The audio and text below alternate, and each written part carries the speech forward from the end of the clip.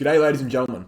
Bitcoin has lost the daily uptrend. In order for a trend to be consistent and true, you need to be seeing higher highs, right, and higher lows. So you essentially need to be moving like this, right? As of right now, we have not done that. We've lost the higher low, and we've made a lower low on Bitcoin. Essentially what we've done is we've had this uptrend, higher highs, higher lows, right? We lost the low here, that was the low, and we came down, we formed a lower low at this point. Now, if we bounce from here, it's still a lower low, which means it's still actually a daily downtrend. So as of right now, Bitcoin on the daily chart, technically speaking, if we're talking trend-wise, is actually bearish on the daily chart, which is not very good. However, we're still in the neutral range and we're still actually above a pretty major support zone. So what I've done here on this chart is I've displayed it quite simply. I've drawn in a red box here as the major resistance, a green box here as the major support, and this yellow range as kind of the neutral zone. Right now, as you can see, Bitcoin is between major support and major resistance, hence it's in the neutral zone. So even though we've entered a daily downtrend, we still are in the clear in the sense that we haven't really lost anything that's too vital. You can be in a downtrend and not be super bearish. What I would like to call this zone here is kind of a developing downtrend. So we're in a downtrend, but we actually haven't lost anything yet that would make that downtrend meaningful, right? It's just kind of a useless downtrend at this point for the bears. So bullish strength is gone on the daily chart. You know, we've lost bullish strength, that's for sure. With that said, we are on support, okay? And this is another chart I can use to indicate here. We are on support, and that support does stem from around 26.7k to around 25.2k. If we wanted to be really precise about where the support actually is in terms of a really in-depth support, we could say it's probably closer towards 25.2k. And you know, there's many reasons for this, but I'm just going to get into a few of them just to give you an idea of how strong this support really is. Because a lot of people are very bearish, okay? They're very bearish. Bitcoin's dropped down from 31k, and it's understandable. You know, as I said before, we've entered a daily chart downtrend. There are understandable reasons to be bearish, but I actually don't think it's going to be substantiated. I believe that Bitcoin will bounce. I think the lowest we will go on this downtrend, the lowest we will go on this downtrend is 24.2k. I think if we drop below 24.2k, to be quite frank with you, I think Bitcoin's in a very bad position.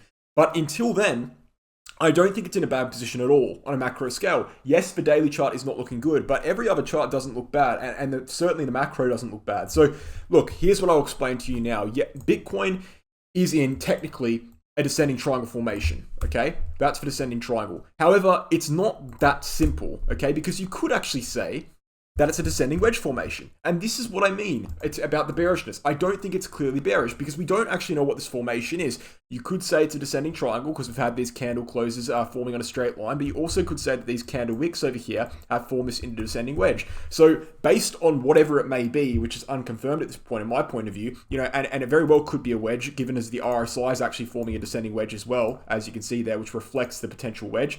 Based on, you know, that, we don't actually know what the overall market pattern is here, and hence we don't actually know whether it's actually bullish or bearish. We do know we're in a downtrend, but obviously a descending wedge is a downtrend. If we're visualizing what a descending wedge actually looks like, it's with a downsloping line and another downsloping line, but the downsloping line is kind of going towards the other one. So two lines coming together, both of which are downsloping, which means obviously you're seeing lower highs, okay, and lower lows. That is a downtrend.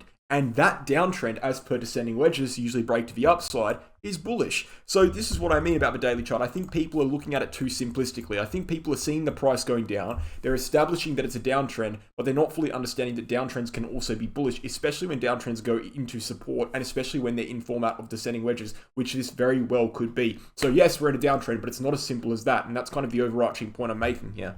Now, I do want to quickly mention that during this downtrend, the VIP group, as you can see, I'm just flashing a few things from the VIP group here, has made some very decent profits. We've released our results on Q4 and Q1, the last 6 months of trading results, and that shows you basically every single trade we've taken. If you're interested in the VIP group, you can sign up. You can click the description in the link in the description below. Click the link in the description below and check out all the information about the VIP group here and also the trading results. That's just if you're interested. I'm just showing you that because during this downtrend, we've managed to make a dramatic amount of money, not only on short positions, but also on long positions on altcoins. So it's not all bad if you were a VIP member. But look, on Bitcoin, as I said, downtrend, is it bearish? Probably not. I mean, look, we could go lower for sure. And this is a rhetoric I've repeated over and over again. It's not that we're not bearish. As I said, short-term bearish, probably yes. But the point is, if we're looking at the sheer quantity of support zones and the safety nets we have below, what are they? Well, we have major safety nets coming from 25.2k, which is the range high from June 2022 through to March 2023. We then have a safety net coming from 24.2k, which is the secondary range high, as you can see on multiple occasions here, and also support on the breakout. We then also have an RSI uptrending line with 3 retests stemming back from June 2022, almost a year old, that if we do go downwards further, we will most likely be retesting that and bouncing. We're going to the weekly chart. We also have a major, it's the same range, but it's reflected very strongly on the weekly chart, showing you that it's not just a daily chart range, it's also a weekly chart range. And if we're bringing up many support zones on the weekly chart, what we can go ahead and do is bring up something like the bull market support band, okay, which is very closely attached to that support zone that we're very close to touching. We then also have the Gaussian channel center line, which we're touching right now, which is a very strong support zone. As you guys know, Gaussian channels are very strong. We then also have the 200-week SMA, which you would be familiar with if you've been around during this bear market. It is basically the line that's drawn the bottom on every single macro bear market except for this one. So it's still very major, and we just tested that on the weekly candle and bounced off of it. On top of that, we have the 50 EMA, which is quite strong. As you can see, that rejected us over here, and it's acting as support over now.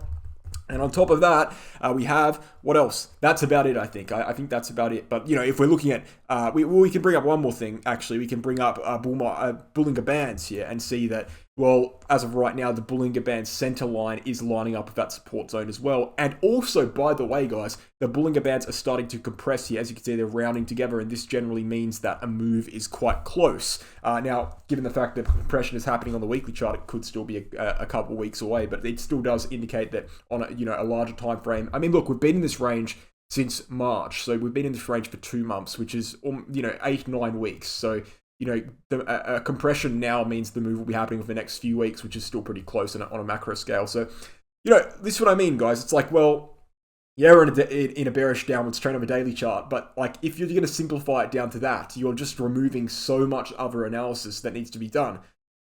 I can't move past the fact that we have so much fucking support. I don't swear usually in this channel, but it's just so true. Literally every major support zone you can ask for on weekly time frames specifically is right there, right below us, like as a trampoline. Now, obviously, if we lose that, and this is what I mean by that, is if we lose 24.3k, all right, 24.2, 24.3, then we're super bearish, right? And this is where I draw the line. If we lose that pink line there on the screen, we're super bearish because we've lost everything. So right now we're above everything, which is really good. And if we lose everything, we are fucked. That's exactly what I mean. And it really can be simplified down to that, I believe. I also want to say total cryptocurrency market cap is in a bullish descending wedge formation, which could reflect Bitcoin being in one as well, which is interesting. This is indicating that maybe Bitcoin isn't in as bad position as people might think. Yes, the DXY looks pretty bad right now for Bitcoin. DXY is reverse correlated to Bitcoin, so when this thing goes up, Bitcoin goes down. It's formed a double bottom formation, and it's got a descending resistance line. If it breaks that could be rough for Bitcoin, but the correlation is relatively weak. But that's bearish for Bitcoin for sure. And gold rejecting quite strongly as well is not good for Bitcoin either. But you can see now that gold has actually reached the support zone. It's a pretty rough support zone. It's actually a daily candle support zone here. But we have reached it after a breakdown, and if we do go down further, which could definitely be a possibility, we would have that RSI support zone, that uptrending line stemming from August 2022 to catch us. So, just support basically everywhere on these charts. And this is what happens after you move up dramatically. We moved up dramatically on Bitcoin from 15.2k all the way up to 31k. Yes, we start seeing corrections. Everyone flips bearish, but they forget about the fact that all the progress we made over here doesn't go away when you drop down 4,000 USD, and it doesn't even go away when you drop down 30%. To be honest with you, the amount of things we've taken here in one of the most bullish Q1s Bitcoin's ever seen is just exponential, and it's not something to be taken lightly. As I said, I do have a critical invalidation zone. If we do lose 24.3k, I will be bearish on Bitcoin. And I don't think there's a reason to be bullish on Bitcoin after that point. I think we would have lost everything, and that's not good at all. I will definitely be bearish on Bitcoin if we do that. I wouldn't be calling for new lows necessarily. I think that's logical, because if we're looking at the weekly chart, all right, where do we call for new lows in the weekly chart? Well, we have volume profile. And where is the POC? The POC and the volume profile, which is the point in which we've had the most historical trading volume, is actually over here at 19K. And as you can see, 19K lines up to be a very strong support zone. So if we lose the POC at 19K, then I will be calling for new lows below 15.4K. I know that seems like a very low place to be calling for new lows, but you have to take into account that these lines exist for a reason. You know, in the same way that I was not calling for new all-time highs at 31K, I will not be calling for new all-time lows, for new lows at 24K. You know, you have to take it step by step by step. Unless you have the macro evidence to support it, you have to take it step by step. And so, yes, I would be bearish under 24.3K because I don't think Bitcoin would be in a good position, but I would only be calling for new lows at around 19K, 18.5K. That's when I'd be calling for new lows. And that's when the charts permit it, because this range here is very separate to this range over here. So that's when the charts will permit that. But regardless of all that, I've made myself very clear, I think, in this video. Bitcoin, daily chart, downwards trend, not as simple as that. Could be a descending wedge, could actually be bullish, and we've got major support. So if we lose 24.3K, we're bad, and anything else is pretty fine, to be honest with you. Now, I'm going to be doing a dedicated video on this over the next couple of days, but I did point out, and you guys would remember me saying that 28.6K is the major upside level for bullishness. I think that's actually wrong. And I think it wasn't wrong by my fault, because at the time that did look like the major level.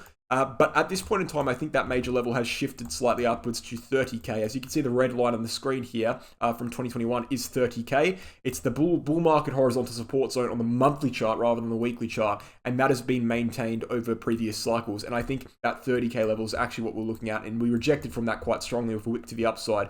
So perhaps that's the major level, not 28.6K, and perhaps we need to be seeing a monthly candle close above 30K in order to really flip that macro trend bullish. And perhaps right now, we are still in that bear market region, which would make sense considering the fact we're rejecting from the top of it. So that's something for another video, and that's a whole different topic because it will take a while to get into that. But I'm just introducing you to the concept, to the idea that that could be the case. So without further ado, guys, we've got a few things to check out before we end the video. The Bitget exchange is one of them. Guys, check out the Bitget exchange. Sign up using my referral link. It will be in the description below. You get a 15% trading fee discount for life using my referral link. This exchange is non-KYC. It's optional KYC, actually, which is great for cryptocurrency investors seeking to line up their values with, this exchange has the values that cryptocurrency has in that sense.